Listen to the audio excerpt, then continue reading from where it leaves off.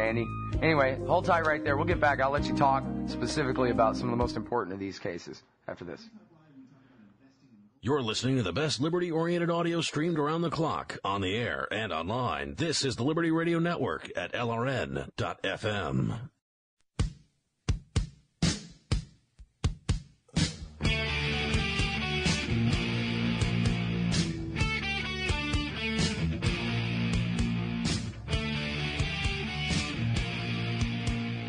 All right, y'all. Welcome back to the show. It's Antiwar Radio. I'm Scott Horton. You can find the archives of all these interviews at antiwar.com/radio and at scotthortonshow.com. We're streaming at chaosradioaustin.org and at lrn.fm, as well as Anomaly Radio. I've been on Anomaly Radio this whole time. My dear friend, my serious, very good friend Miles, has been rebroadcasting this show this entire time, and I never give him credit, and I never say the name of his radio network. I never have it in front of me to even get the freaking address right. And what is the matter with me? It's Anomaly Radio. And then here's where my Google toolbar comes in handy. It's anomalyradio.com, just like it should be. And I've always been on Anomaly Radio, and I'm sorry to Miles, and I'm grateful to Miles. So thanks. And now back to Andy Worthington. He's the author of the Guantanamo Files, and he's the director, producer of the movie Outside the Law. I'm looking at his website right now, andyworthington.co.uk. And the piece is Who Are the Remaining Prisoners in Guantanamo? Part 1, The Dirty 30. So why don't you go ahead and tell us about some of the most important of these, Andy, if you could, please. Well, I mean, I think the thing that where we're at now with Guantanamo is that, you know, over nearly 600 men have now been released from the prison. So, you know, in terms of demonstrating that perhaps this place was not even remotely full of the worst, that's a pretty good indication that that's the case. But as we're getting these numbers down, it seems to be increasingly hard to actually close the prison and to get rid of everyone who's detained there, apart from these handful of people that we're discussing, maybe you know, up to a couple of dozen, 35 the administration says it wants to put on trial. Get rid of the rest of these people somehow. And, you know, the big problem is still separating, I don't think separating the nobodies from the terrorists, but separating the innocent people, and there are still, I think, people who had nothing to do with anything who were in Guantanamo, them and the foot soldiers who were fighting against the Northern Alliance in Afghanistan before 9/11, separating these people from the terrorist suspects. Yeah, so we've got this small number of the terrorist suspects, and the problem now is that because of the overbroad definition of who can be held at Guantanamo, which is part of the way that the Bush administration subverted the entire recognized detention policies of the civilized world, terrorist suspects and these people who were fighting against the Northern Alliance in Afghanistan before the 9/11 attacks are all bundled up together as people who can legitimately be held still, neither as prisoners of war or as criminal suspects, which is what I think the most reasonable people amongst us think that terrorists should be. They're not warriors, they're criminals. And the big problem is that, you know, quite a lot of these guys who are held there clearly were out there fighting with the Taliban against the Northern Alliance before the 9/11 attacks. They'd been at training camps. They may, some of them at some point or other, have seen Osama bin Laden turn up and give them a lecture. But they were not involved with the terrorist activities of Al-Qaeda. If you like, they were the part of Al-Qaeda which was supporting the military activities in Afghanistan of the Taliban. And had, in other words, they were Arab Afghans, so-called, but not necessarily taking orders from bin Laden and Zawahiri. No, absolutely not. And, you know, I mean, and that's what I think that we're not there yet. And as we keep digging away at this story and there are habeas petitions, these guys who are losing their habeas petitions in the courts. They're not losing them because the judges are saying the government has somehow managed to suggest with its evidence that this guy, knew Osama bin Laden and was connected to terrorist plots and activities. No, they're a bunch of foot soldiers who were, who didn't somehow manage to disappear from Afghanistan the moment that Operation Enduring Freedom began. They didn't manage to. And Bush gave them a head start of 4 or 5 weeks. Seems like they could have got out of there. Well, I mean, actually, that is some of the argument against them. But I mean, I think actually it was pretty chaotic, and not necessarily that easy to do. Oh, I'm sorry, I was just being facetious, man. But I think the big issue really is when is it going to be questioned the entire basis for holding these people? Because it seems very clear to me, Scott, that these guys who were the foot soldiers should be held as foot soldiers. They should be held as prisoners of war. They should be held according to the Geneva Conventions. Now, 9 years down the line, maybe this seems like quibbling. I mean, the war is apparently going on forever anyway, which was President Bush's plan. Capture people, hold them forever. Say that you've declared a war that has no end. But, we could start quibbling about, is there an end to this war? Are the circumstances in which they were captured something specific in time? In other words, start obeying the law now when it comes to this, and then figure out the other part later. But at least in terms of these prisoners, they ought to. I mean, hell, we've had a court system here for 220 years, 30 years going on. Really, before that, before the revolution, there was a court system that this is just the fruition of. So it seems like we ought to be able to handle it. Yeah, but I mean, I don't think this is really to do with the courts. The courts have been called in to evaluate whether these guys should be held or not because of the failure of the Bush administration to set any criteria for holding people. I mean, their whole purpose was to say, we don't make mistakes. Everybody we say is a bad guy is a bad guy. Can we review it?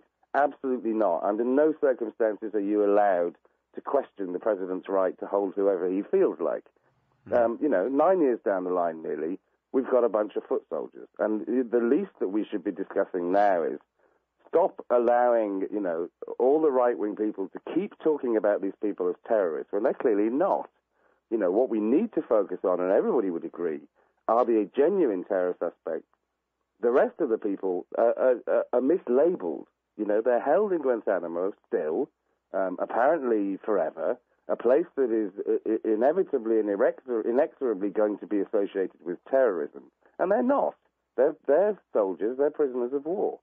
Well, and most of them are condemned anyway, because you send them home, everybody's going to assume that they're a rat for the CIA now.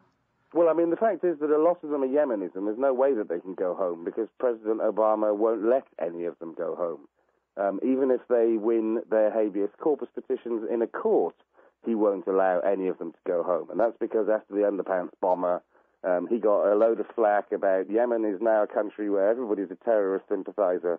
You can't send anyone back there under any circumstances. And he buckled under the pressure. And that's disgraceful. It is essentially telling the Yemeni people that we think they are all terrorist sympathizers. That's a pretty rude way to be treating 20 million people that you're supposed to want to be convincing to be on your side. Yeah. But they released one guy, Scott, as I'm sure you remember. They released an innocent student who was seized by mistake because there was an uproar about it. But recently, it's now getting on for 2 months. A guy who probably is schizophrenic has tried to commit suicide in Guantanamo on numerous occasions. And in his habeas petition, the judge agreed that the government had come up with no evidence to disprove his story that he had been told to travel to that part of the world to seek medical treatment for this damage to his head that he'd suffered in a car accident. They're not letting him go. They're actually still debating, apparently, whether to appeal the decision. A judge has said, you have nothing against this man.